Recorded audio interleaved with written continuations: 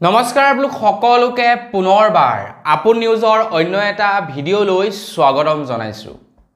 আপোনালোকৰ নিশ্চয় ration card আছে। তো আপোনালোকৰ যদি ৰেচন কাৰ্ড আছে তেন্তে আপোনালোকৰ কাৰণে আজি এটা খুবই ভাল খবৰ লৈ আহিছো। আমাৰ অসমৰ ম্যাক্সিমাম লোকৰ ৰেচন কাৰ্ড আছে আৰু যিসকল লোকৰ ৰেচন কাৰ্ড নাই তেওঁলোকক শীঘ্ৰেই অসম চৰকাৰে ৰেচন কাৰ্ড দিয়াৰ ব্যৱস্থা কৰিব। এই মাহতে আপোনালোকে ৰেচন কাৰ্ড পাই যাব যিসকলৰ নেকি ৰেচন কাৰ্ড নাই।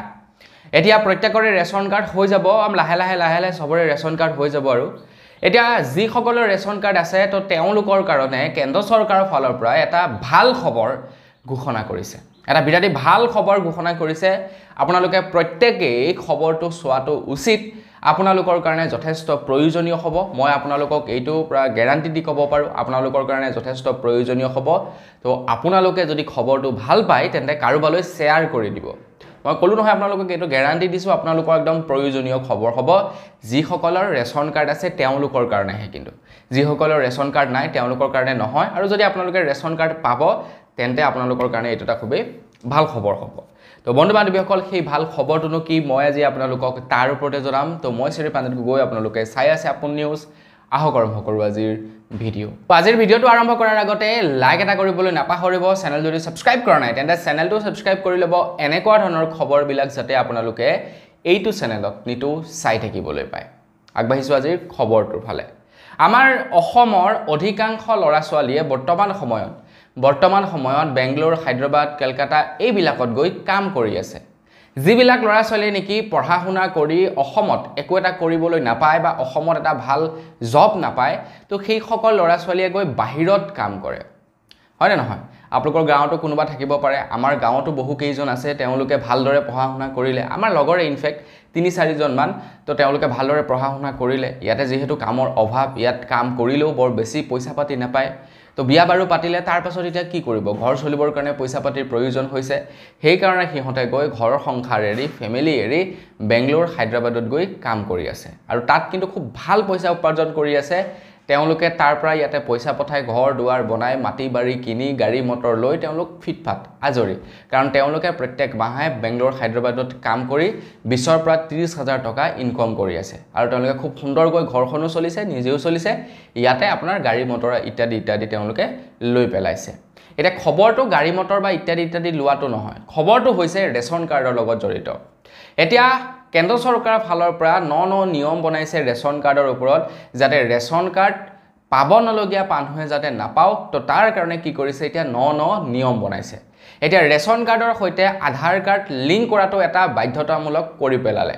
আপোনালোকেও নিশ্চয় আপোনালোকৰ আধাৰ কাৰ্ডৰ সৈতে ৰেচন কাৰ্ডখন লিংক কৰিলে, মানে সেই আপোনালোকে যে ফিংগাৰপ্ৰিণ্ট দিয়েগে মেচিনটোত গৈ কণ্ট্ৰলৰ দোকানীৰ ওচৰত, তো সেইটোৱে হৈছে আধাৰ কাৰ্ডৰ সৈতে ৰেচন কাৰ্ড লিংক কৰা, যাক সৰল অৰ্থত কোৱা হয় eKYC।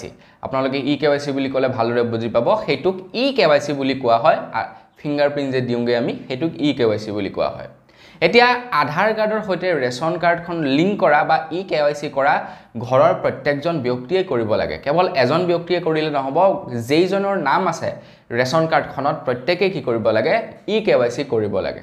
এতিয়া সাপোজ যেনিবা আপোনালোকৰ ঘৰৰ কোনোবা আপোনালোকৰ নিজ ডিষ্ট্ৰিক্টত নাই, গৈ বেলেগত আছেগে, সি এতিয়া eKYC কেনেকৈ কৰিব? যদি eKYC নকৰে ৰেচন কাৰ্ডৰ পৰা নাম কাটি দিব। তো কেন্দ্ৰ চৰকাৰৰ ফালৰ পৰা সেইকাৰণে এটা ভাল খবৰ ঘোষণা কৰিছে যে এতিয়াৰে পৰা আপুনি য'তেই নাথাকক কিয়, ভাৰতবৰ্ষৰ যি স্থানতেই আপুনি নাথাকক কিয়, আপোনালোকে য'ত আছে তাতেই আপোনালোকৰ ৰেচন কাৰ্ডৰ eKYC কৰিব পাৰিব। আপোনাৰ ঘৰ যেনিবা অসমত, আপুনি গৈ আছেগে যেনিবা বেংগলোৰত বা কলকাতাত যেনিবা আপোনালোকে আছেগে। এতিয়া eKYC কৰিবৰ কাৰণেতো আপোনালোকে 10-20,000 টকা ভৰি আপোনালোকে অসমলৈ আহিব নোৱাৰে।